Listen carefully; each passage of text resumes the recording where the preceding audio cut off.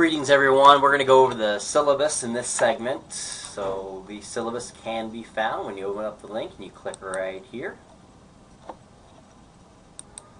Alright, the first thing you want to take note of is my email address that I prefer to use during the semester. It's right here, robertkennedyhistoryteacher@gmail.com. As part of your online orientation meditation, in addition to the exam you have to take, you do need to send me an email. And in the email, I want the following things. Which class are you specifically in? So if you are in my U.S. History 1 class, my U.S. History 2 class, if you're in my Minimester course, please let me know so I can put you in the right category. And then let me know a little bit about yourself as far as school is concerned. Are you a returning student? Are you a high school student?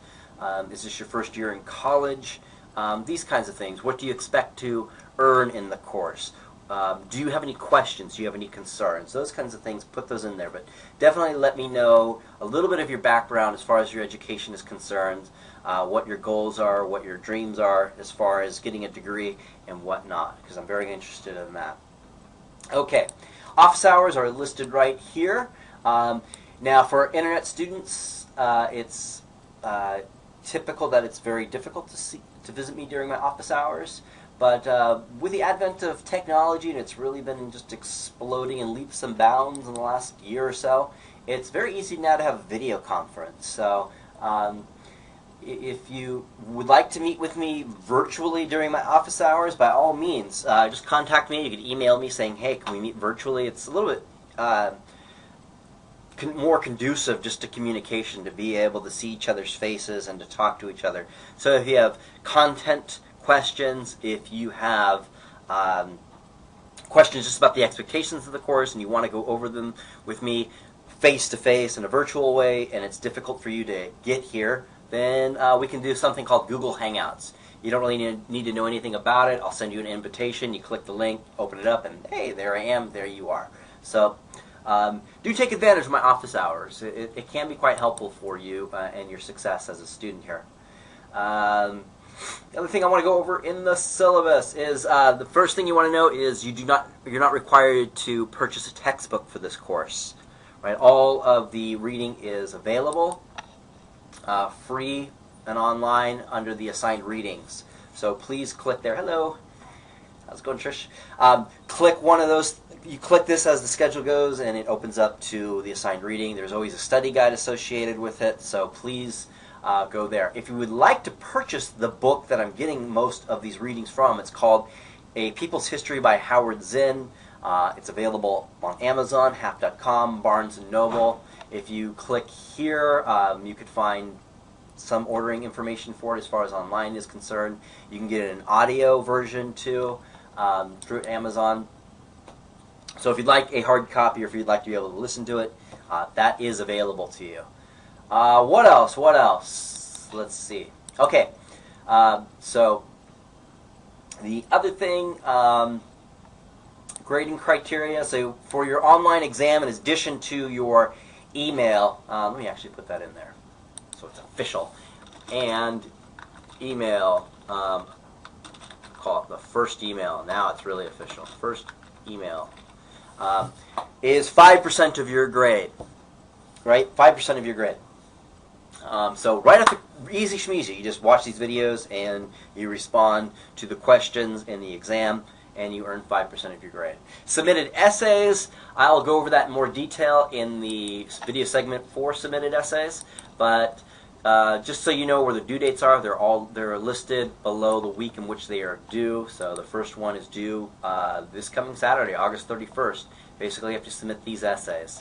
Go in more detail on that in just a little bit. But that total, that's 10% of your grade. Exam 1, due dates, arrows, are found right down here, right? Exam 1, when does it expire? September 14th. What is the percentage of the grade? And as you go down the schedule, you can see more and more of that right there. Okay.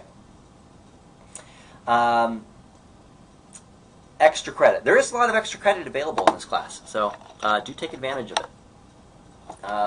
One of the extra credit opportunities I have listed in the syllabus, and it's in the spirit of making sure you succeed. The kiss of death for a lot of students is that they fall into the trappings of convenience of the internet courses. This is its blessing. It's very convenient, but it's also one of its trappings because it's so convenient that your mind can kind of take over and just say, oh, I'll do this tomorrow. Students that say that to themselves repeatedly usually don't complete the course and or fail it. So don't put things off. And to that end, students that submit their exam and earn an 80% or higher on the exam, so that's key there, will earn 5% more. Will earn 5% extra credit on that exam.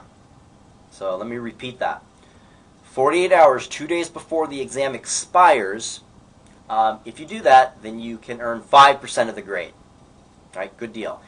The flip side of it is if you submit it the day it expires, you will lose 5% of your grade automatically. So the day it expires is usually when things go wrong, and I can't help you once it expires. It's important to keep up with the schedule, especially for a Minimester course, a condensed course. So keep up with the schedule. This is an incentive to make sure that you do keep up with the schedule. So keep that in mind. Same with submitted essays. You get extra credit if you submit it 48 hours before, and you get deducted if you submit it the day it expires. All of the stuff is open now, so you can submit it early. Waiting to the last minute is asking for problems. This is usually when you wait till the last minute, that is the day that it expires. That is when the internet goes out. That is when the electricity goes out. That is when somebody gets sick. That is when you don't feel like doing it. That is when, right? All of these things happen usually the day something expires. So avoid that. Here's an incentive to avoid that scenario. With all that said, I do realize life gets in the way. Life happens, and there's things that are beyond your control. So make sure you understand the policy for late work. It is, which is listed right here, and I'm going to go over it real quick. It's true, I will not accept anything once it's beyond its expiration date, and I will deduct you 5% if you submit it on the expiration date. So the trick is to get it in early so you don't have to worry about that. If you do miss something, and this happens, perfectly understandable. You don't need to explain why. You don't need to explain why. Let me repeat that. You don't need to explain why. Your grandmother died, you were sick, your kids were sick, the boss called you into work, whatever the case may be. You didn't feel like doing it, you were drunk. It's all legitimate. I perfectly accept that there are times when you just can't do it, right? It's all legitimate reasons. We're all adults here. The thing you want to do is contact me. Not explaining why you didn't do it, just explain that I didn't do it, right? So I have that record of it. And then when it comes time for the next exam, so you didn't do exam 1, you email me, I didn't do exam 1. That's all you have to say. When it comes time to exam 2, you email me again once you've submitted exam 2 and say, I've submitted exam 2. Please apply the grade I have earned for exam 2 to exam 1. And that's it. And that's how you'll make up your work, right? And so you didn't do exam 1, so you get a 0 for that. You do exam 2, and you get a 95% on exam 2. So that grade will be applied to exam 1. This can also work for exam 2 on exam 3.